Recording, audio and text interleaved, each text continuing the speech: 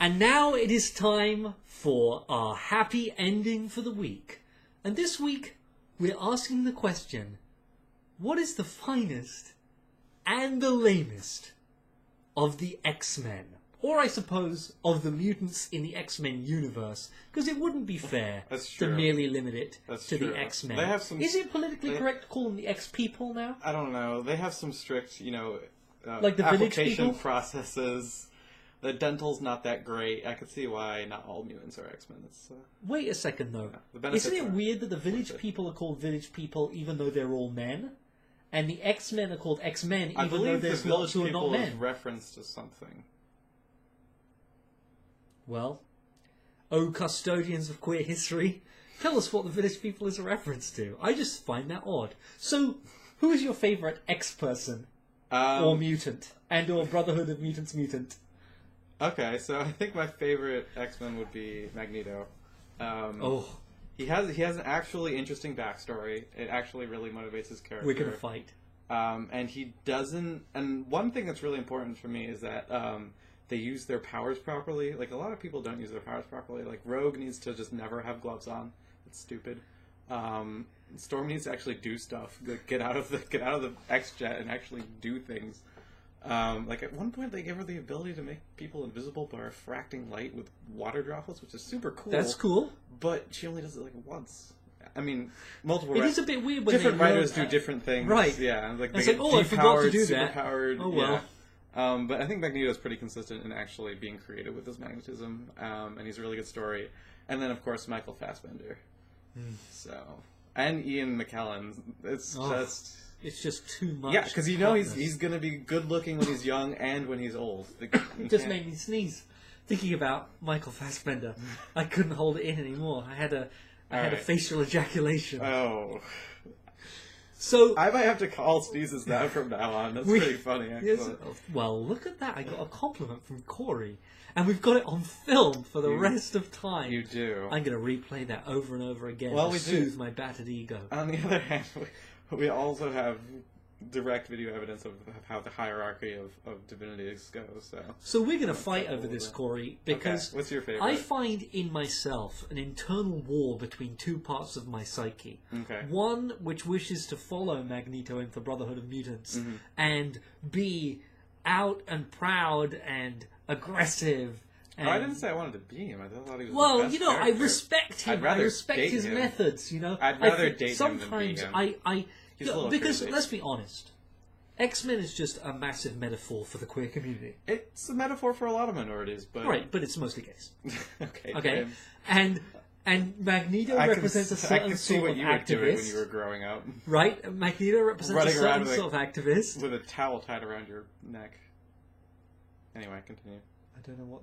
Like Magneto's thing. Okay, yeah, I did that a lot. Of course I did when I was a kid.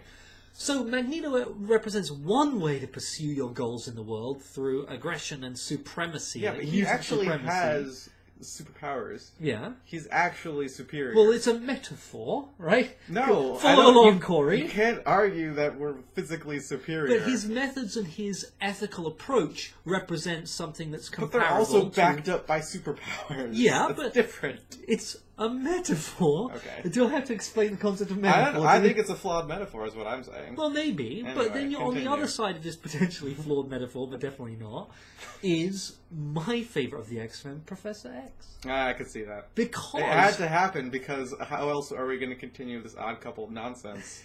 Unless you pick Xavier after I pick Professor Magneto. Xavier is the representation within the X-Men universe of humanism.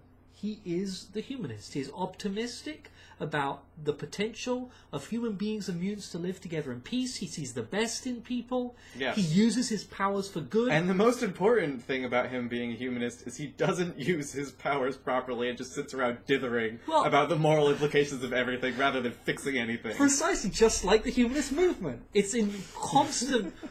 quandaries over moral issues, and therefore is perpetually ineffectual. Yes, exactly. While people with less moral scruples go out into the world and actually make change and achieve their hopes and dreams. Yeah, I think that's perfect. It's a perfect metaphor, perfect and I think metaphor it for expresses humanism. our different approaches to the world. I think so. I would Right. rather, step on The as many cynical, people as necessary twisted, to solve the problems miserable. at hand. You know, Gorgeous, both in youth and in old age. right, versus the wise, slightly mystical, open-hearted, and Bald. well, handsome and Bald. strangely attractive. Bald. Although no, not obviously Bald. quite so cute guy. You have to date a bird lady. Okay, okay, I'm stopping this here. I can't keep this up. Which is your least favorite? What's the lamest mutant? Okay, so I'm gonna have to go with two. One, just really simply, Angel. All he has is the power of flight. He could be a bird. He's not even controlling gravity to fly, which would be cool because then you could make black holes and shit. But He's very sexy. that's only in the movie. In the movie, he was gorgeous. But Yeah. anyway, That's that's like a a superpower. That's a consolation prize. No, seriously. Some people I know Mystique gets to be sexy they're in so a million beautiful, ways. Mystique gets to be sexy in a million ways. She gets the better end of it. She could also fly. She could turn into a bird. Like She could turn into Angel. Yeah, exactly. He clearly got the worst thing. But in terms of just the absolute worst power, would have to be the Scarlet Witch, and anybody who knows me knows where this is going. Her powers is she gets to control probability, which is the stupidest thing ever, because there could be a 100% chance that anything happens. 100% chance that you no longer exist. Oh look, problem solved. And then she's just a giant plot hole. It's stupid power, makes for a stupid character, and they actually use her to solve plot holes when they have shit that they can't explain. Like, Scarlet Witch did it. It's just stupid. I agree, actually. I don't know who floated that idea at a pitch meeting for powers. Like somebody controls probability. Gambler. Scarlet I Witch is don't pretty know. stupid. And then Sorry, Scarlet. Yeah, You sucked. nobody proofread that. That's all But I'm you saying. don't suck quite as much, and I know this is going to be a controversial choice. Mm. But you don't suck quite as much as Gambit sucks now. Seriously. There are so many fans that are gonna hate you for that. I grew up loving Gambit. Okay, what His attitude, happened? his way of being You in the just world. like the way he handled that poll. I love the way he handled that pole, Mhm. and that sexy accent to boot, as he rubbed his The way hands his up and hands down would that pole set to you on energize fire. it. Right, exactly. And then you explode. Isn't he from New Orleans or something? no. Isn't he from Louisiana? Yes. The place of my Yes. gay birth. Right. That's- So everything about I mean, Gambit is that right. that was their tenuous reason to start a relationship between him and Rogue, because they're Right. both from the South, and therefore... His sexy hairband works. thing with the swooshy hair and the hairband. Oh my god. What a hottie! And I think then, it was a weird, mask thing that went around the back. and too. then they try and put him in the movie. You can't do... Oh, you can't can. blame it only... You think the movie was so bad it ruined him forever? I think it was so bad that it may have ruined him forever. It Ah. was so atrocious a portrayal of such a great character What if they... that he fell from the height. Height? Yes, it's old English. Oh my god. To the very lows. Not the loath? No, I don't think that is one. No. Meowth is a word, but that's different. Really? Like the Pokemon? Well, I meant the Pokemon. Oh god damn it. That's a word. It's probably in the dictionary. No. Although literally now also means figuratively, which is also stupid. Let's not go there. Let's just So rewrite Ga- our language to accommodate Gambit- people who can't use words. I'm sorry. I was into you. You know, you were sexy as hell. I totally respected your skills with that pole.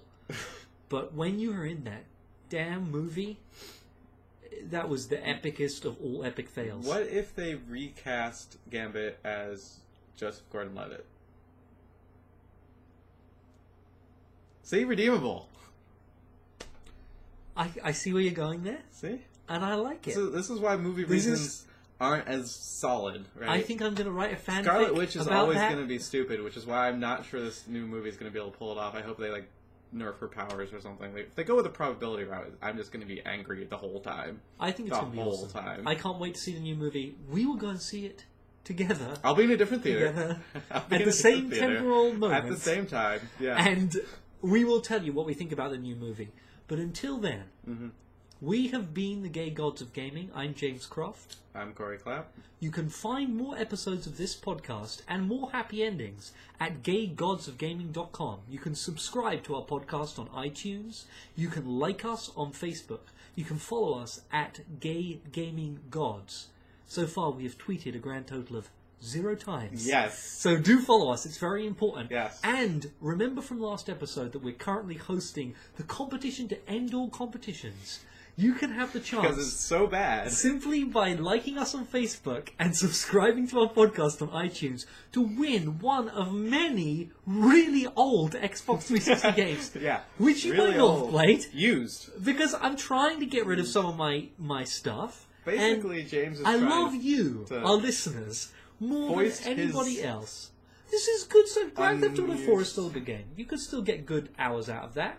Anyway. I'm not going to defend our competition. Please subscribe. We love you very much. Also, We've been passing judgment on everything. also come to PAX and see some more of my skin. And come to PAX and see Corey. Do you want to take your shirt off? Just give him a little preview. No. Go on. Otherwise, they won't come. Go. I have $1. I cost far more than $1. I was going to say he was so amazed by the amount of money it scared him off. Right.